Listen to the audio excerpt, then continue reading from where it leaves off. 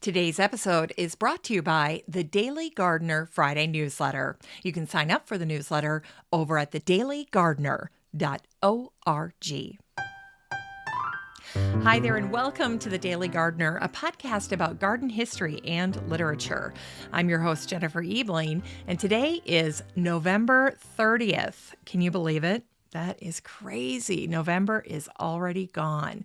You know, I thought what I would do is start a little countdown to the winter solstice. I just clicked on it. 21 days till the winter solstice. So December 21st. That's going to be an easy countdown. I'll do it anyway. But the winter solstice is also called the hibernal solstice, and it occurs when either of the Earth's poles reaches its maximum tilt away from the sun. Now, what that means for us here in the northern hemisphere is that this is the shortest day of the year. And then after the 21st of December, days will start to get longer. And that's great for gardeners, and that's also great for plants, because that infinitesimal change in daylight starts to accumulate. And that, in addition to the temperature, is what starts to trigger spring.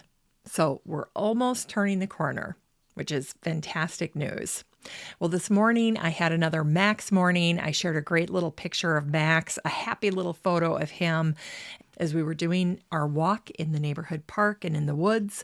I always carry a little clipper with me, and then I have to carry the ball launcher for Max because he'll start barking when he's ready to play fetch.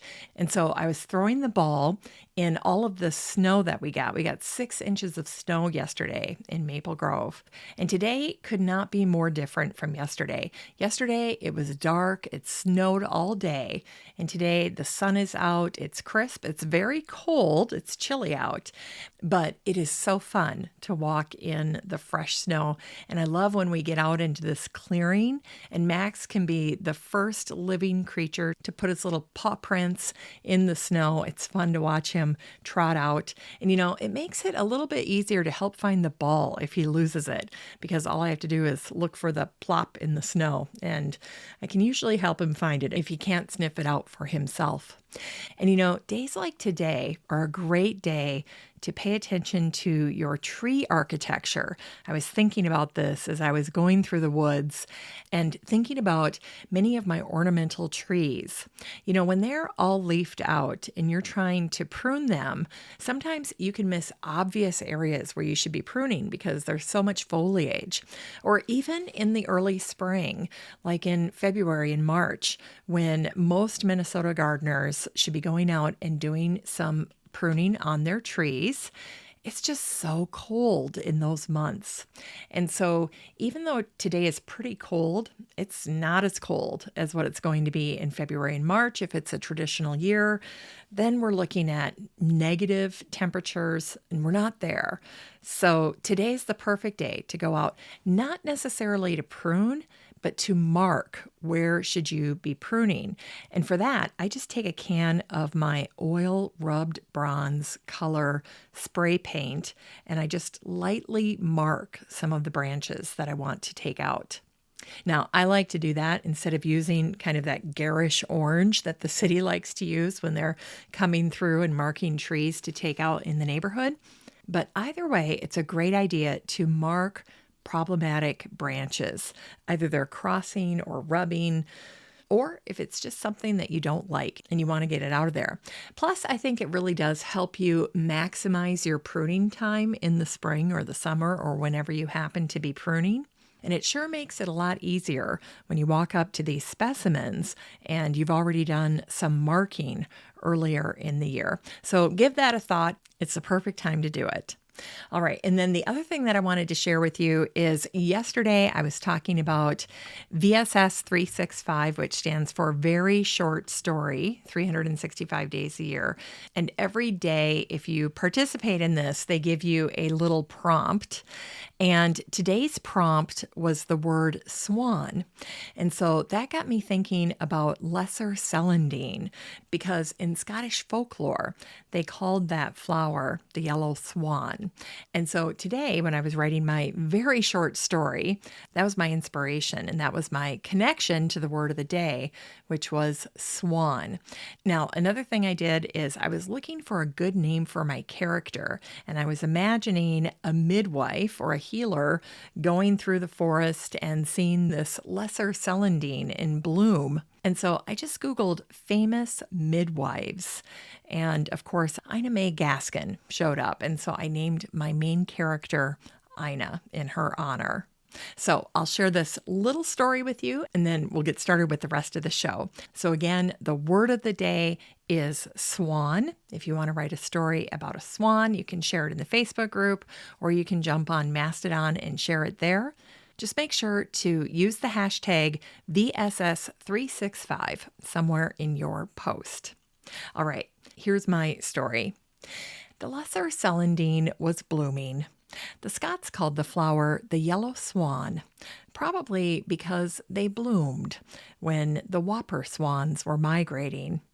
As a floriographer, Ina knew those yellow blossoms had another meaning, and when she saw the celandine garland over the door, the message was clear: time to flit. The Scots also thought the flowers brought good luck because they looked like little gold coins, but Ina wasn't so sure. And there you go. Ta-da! That's the end of the story. Now that time to flit, that's the meaning of that flower in the language of flowers. Time to flit, time to move on, time to pick up your house and go.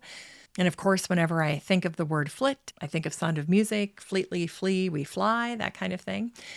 But anyway, fun word today, swan. So I hope you get a chance to participate. And I hope to see you over on Mastodon. So think of that as well.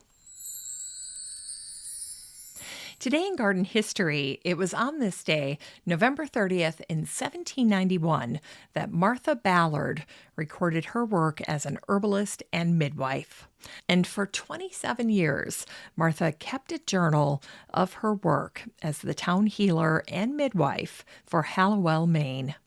In all, Martha assisted with 816 births. Today, Martha's marvelous journal gives us a glimpse into the plants that she regularly used and how she applied them medicinally. And as for how Martha sourced her plants, she raised them in her own garden or foraged for them in the wild. And so it was that 229 years ago on this day that Martha recorded her work when she was helping her own sick daughter. She wrote, "My daughter Hannah is very unwell this evening. I gave her some chamomile and camphor." Well, today we know that chamomile has a calming effect, and that camphor can help treat skin conditions and improve respiratory function, as well as relieve pain. So, very effective.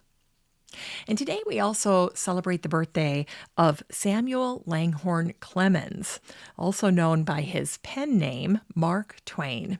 He was an American writer and humorist, and he was born on this day, November 30th in 1835.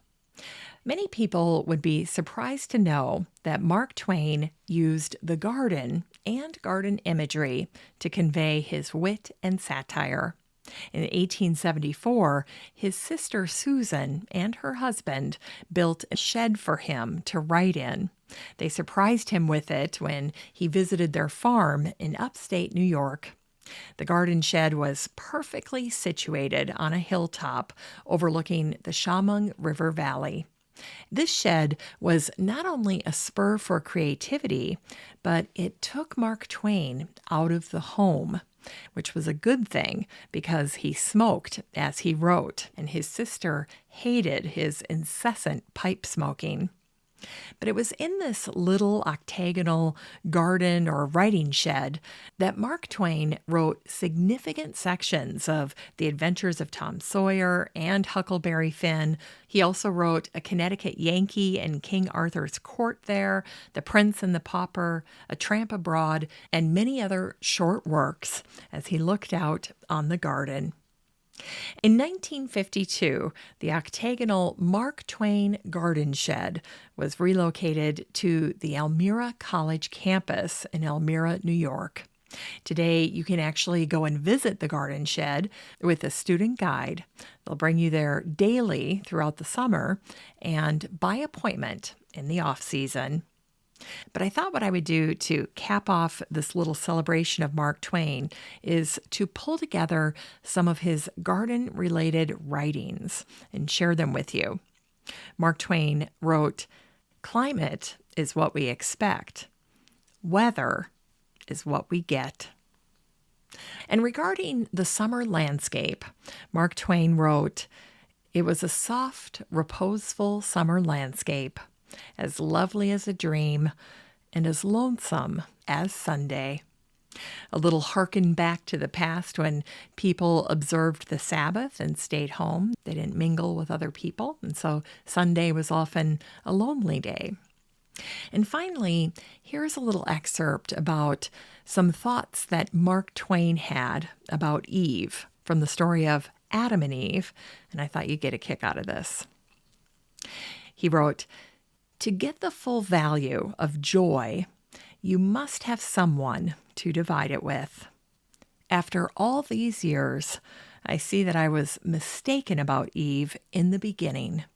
For it is better to live outside the garden with her than inside it without her." Very sweet. And today we wish a happy heavenly birthday to the Canadian writer and the author of Anne of Green Gables, a Sagittarius, Lucy Maud Montgomery. She was born on this day, November 30th, in 1874. Lucy was born on Prince Edward Island, and she was almost 2 years old when her mother died. Like her character Anne of Green Gables, Lucy had an unconventional upbringing when her father left her to be raised by her grandparents.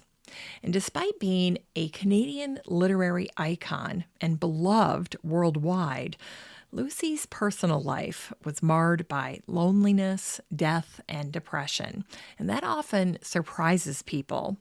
But historians now believe that Lucy may have ended her own life.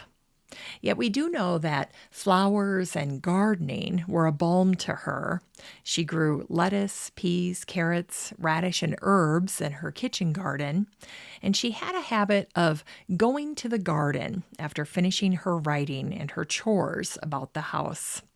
Today in Norval, a place that Lucy lived in her adult life, you can go and visit the Lucy Maud Montgomery Sensory Garden. It's located right next to the public school, which is fantastic because, of course, that means that it's close for students to visit as well. The landscape architect Eileen Foley created the garden, which features a horizontal or analemmatic sundial. It also hosts a butterfly and bird garden, a children's vegetable garden, a log bridge, and a woodland trail. Sounds lovely. It was Lucy Maud Montgomery who wrote, "I love my garden, and I love working in it.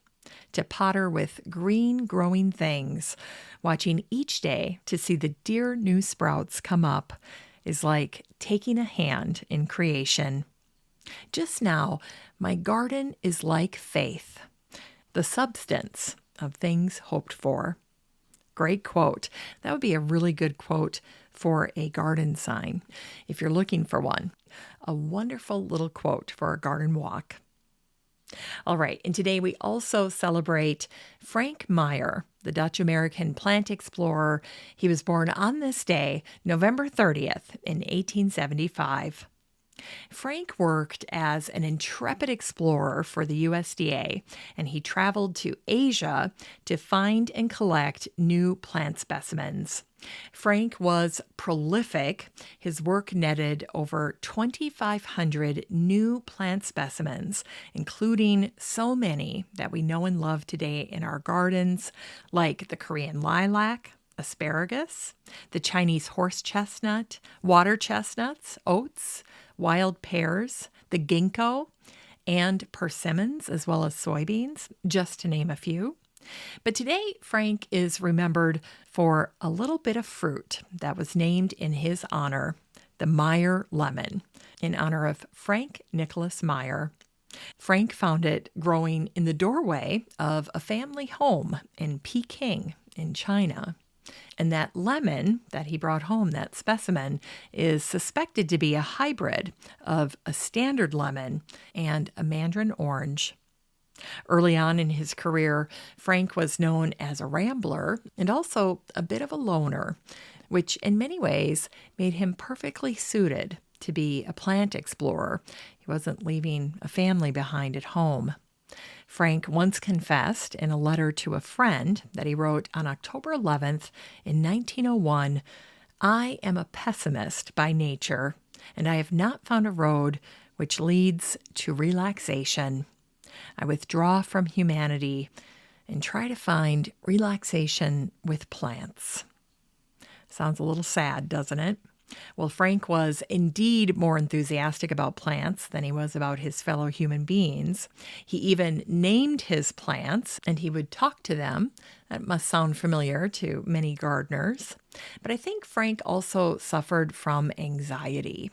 Once he arrived in China, he became overwhelmed by the abundance of the flora there. Now, Frank believed in reincarnation, and he once wrote to David Fairchild, his mentor, "One short life will never be long enough to find out all about this mighty land." He's talking about China.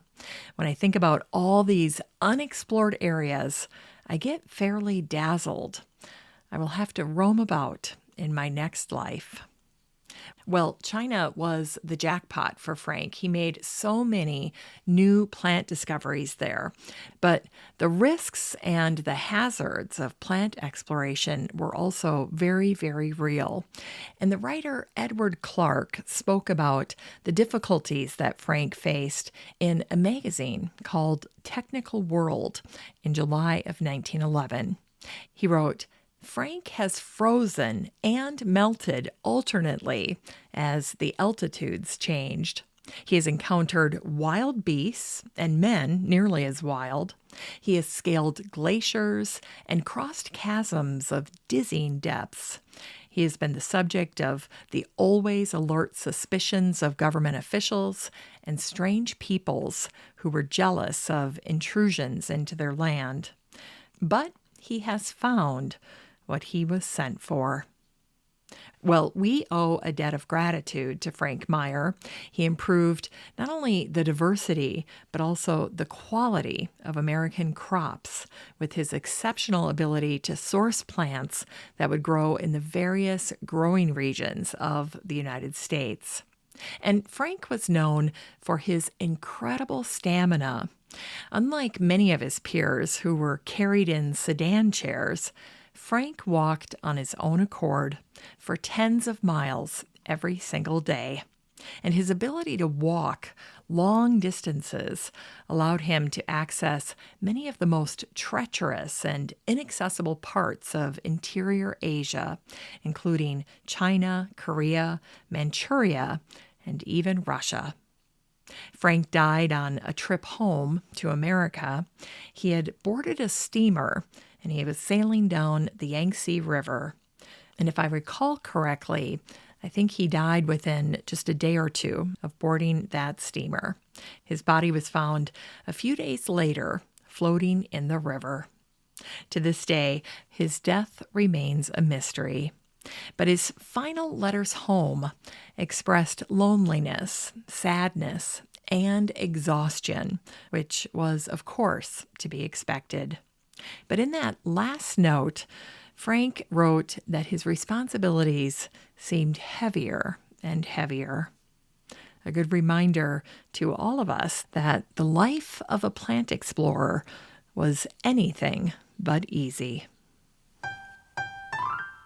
It's time to grow that garden library with today's book, The Wood by John Lewis Stempel.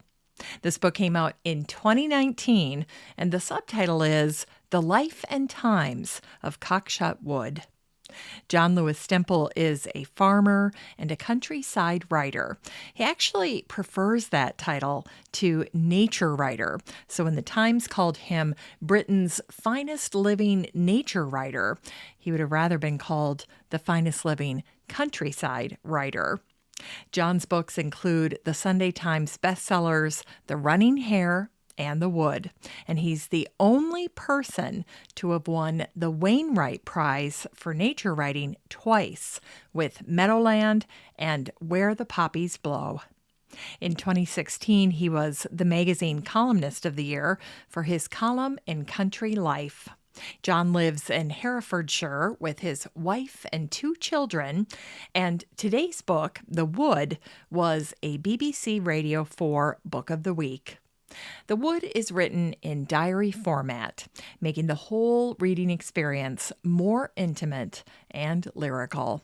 You really get to hear John's voice shine through on every page. John shares his take on all 4 seasons in the English woodlands, along with lots of wonderful nuggets culled from history and experience. And I might add that John is a kindred spirit in his love of both poetry and folklore. John spent 4 years managing Cockshut Wood. It's not very big, just 3.5 acres of mixed woodland, and John's job entailed pruning trees and raising livestock. Both pigs and cows roam free in the woods. John wrote of the peace and privacy that was afforded him by his time in the woods. He wrote, "Cockshut was a sanctuary for me, a place of ceaseless seasonal wonder. No one comes looking for you in the wood." In this book, John shares what it was like for him to manage the woods his final year. The publisher writes, "By then, John had come to know it from the bottom of its beech roots to the tip of its oaks, and to know all the animals that lived there, the fox, the pheasants, the wood mice, the tawny owl, and where the best bluebells grew. This is a wood you will never want to leave." The wood starts in December, making it the perfect holiday gift or winter gift. John writes about the bare trees and the gently falling snow. The landscape becomes still and silent. John writes, "I'm oddly aware, walking through the wood this afternoon, that it is dormant rather than dead." By January, the wood stirs back to life with the arrival of snowdrops. John writes, "If snowdrops are appearing, then the earth must be wakening. Of all our wildflowers, the white bells are the purest, the most ethereal, the most chaste. The snowdrop says that winter is not forever." Well, as the wood takes you through an entire year, the book ends as another winter approaches. The trees are again losing their leaves, animals are preparing for their long sleep, and John is preparing to leave the woods for his next chapter as well. Looking back, he writes, "I thought the trees and birds belonged to me, but now I realize that I belonged to them." This book is 304 pages of a joyful, poetic, and soul-stirring time in the woods, with the elegantly articulate John Lewis Stemple as your guide. And I like to say he's part forest sprite with a dash of delightful nature-soaked tidbits that he happily shares with us. You can get a copy of The Wood by John Lewis Stemple and support the show using the Amazon link in today's show notes for around $6. And I have to tell you that I fell so in love with this book that I went back and I started ordering copies of all the other books that John has written. So someday I hope to complete my collection, and I'm well on my way.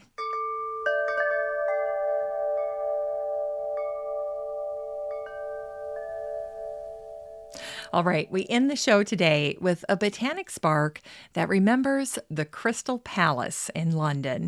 It was on this day, November 30th, in 1936, that the Crystal Palace in London was destroyed by fire. The spectacular blaze was seen from miles away, and the Crystal Palace was created by Joseph Paxton, the English gardener, architect, and member of Parliament. He designed the Crystal Palace, also known as the People's Palace, for the First World's Fair, the Great Exhibition of 1851. Joseph had built 4 elaborate glass greenhouses, and that provided valuable experience for him in creating the Crystal Palace. The Joseph Paxton biographer Kate Colquhoun wrote about the immensity of the palace in her book. She wrote, Paxton's design, initially doodled on a piece of blotting paper, was the architectural triumph of its time. 2,000 men worked for 8 months to complete it. It was 6 times the size of St. Paul's Cathedral, enclosed 18 acres, and entertained 6 million visitors. The Crystal Palace was an extraordinary and revolutionary building. Joseph found extra inspiration for the palace in the natural architecture of the giant water lily. Instead of creating just a large empty warehouse for the exhibit, Joseph essentially built a massive greenhouse over the existing Hyde Park. And that high central arch of the palace, the grand barrel vault that you can see on all the old postcards and images of the Crystal Palace, accommodated full-sized trees that Joseph essentially just built around. Another innovative aspect of the Crystal Palace was the large, beautiful columns. Joseph designed them with a specific purpose: drainage. By all accounts, the Crystal Palace was an enormous success until the fire started on this day back in 1936, around 7 p.m. The manager of the palace, Sir Henry Buckland, had brought his little daughter with him, and she was ironically named Crystal. You can't make it up. So here's Crystal and her dad Henry, and they're making rounds on the building together when Henry spied a small fire on one end of the palace. Newspaper reports say that the fire spread quickly and that flames fanned wind through the pipes of the irreplaceable Handel organ as the palace burned to the ground. And so a very sorrowful song accompanied the end of an era in plant exhibition when the Crystal Palace burned almost 100 years ago today. Kind of a sad note to end on, but definitely a milestone in terms of greenhouse design and inspiration for modern-day conservatories. Well, that's it for today's show. Thank you so much for listening to The Daily Gardener. I always appreciate that. Don't forget to spend a little bit of time with your trees this month, especially if you're having a mild winter. It's a great time to grab that spray can and mark the branches that you want to prune in February or March. And just a reminder that you have a standing invitation to join the free Facebook group for listeners of the show. The next time you're over at Facebook, just search for Daily Gardener Community, where you'd search for a friend and then request to join. And if you'd like more of The Daily Gardener, you can subscribe to the newsletter over at thedailygardener.org. And don't forget that you can also show your support for the show by using the Buy Me a Coffee link over at the website or in today's show notes. This is Jennifer Ebling. Thanks for listening to The Daily Gardener. And remember, for a happy, healthy life, garden every day.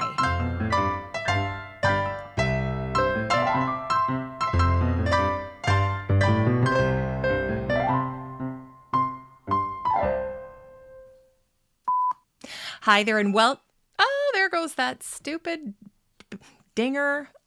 Why? I have to shut this stuff off.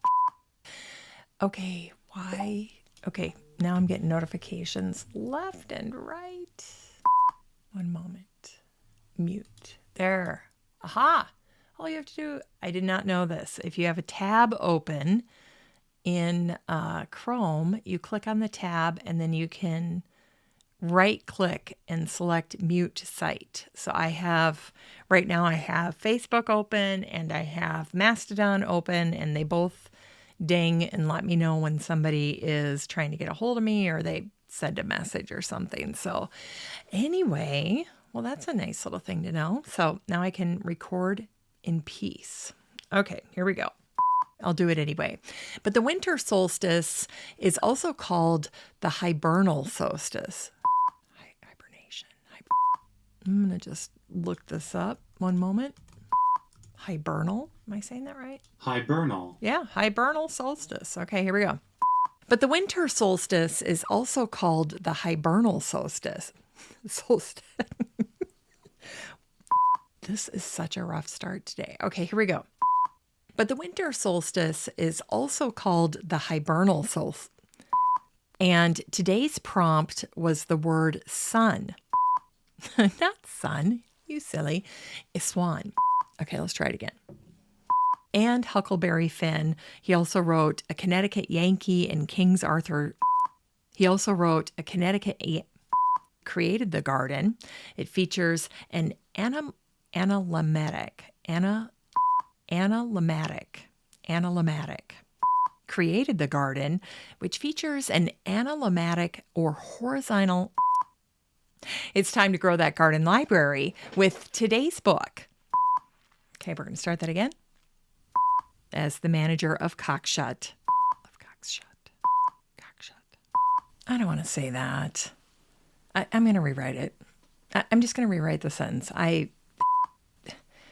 We couldn't come up with a better name for the woods. I'm not going to say that. I'm just going to rewrite it. Okay, that's it. I'm rewriting it. All right, here we go. In this book, John shares what it was like for him to manage the woods his final year.